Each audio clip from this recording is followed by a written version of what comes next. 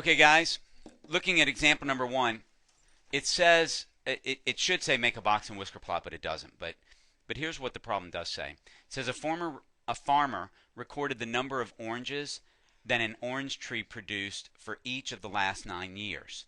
The data are given below, and so I have the numbers for each one of the years that this farmer picked oranges. Okay, now what I want to do first is I want to order them from least to greatest.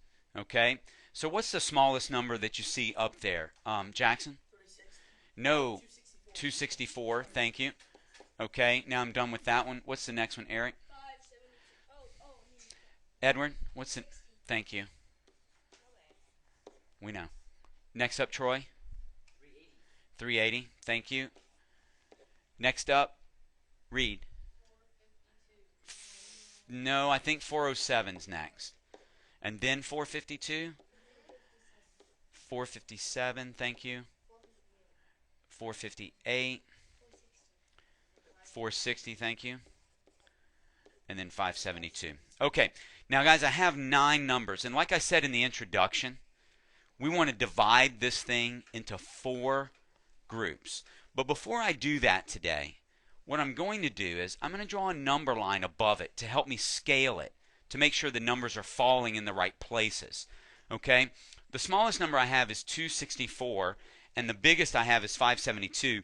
I'm actually going to draw a number line at the top,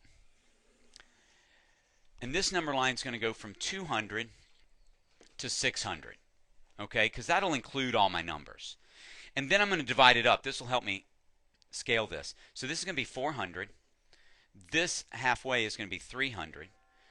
This halfway is going to be 500. And then I'm going to break up the hundreds into 50s here. Okay, so this is 250, this is 350, this is 450, and this is 550. Now what I'm going to do is I'm actually going to take my smallest number and plot it. The smallest number is 264, so that's going to go right here. That's 264. That's the lower extreme. Okay? And then I'm going to take my biggest number, 572, and I'm going to plot it, and it goes about right here. All right? And that's my upper extreme. So I know that the box and whisker is going to cover that much space. Okay?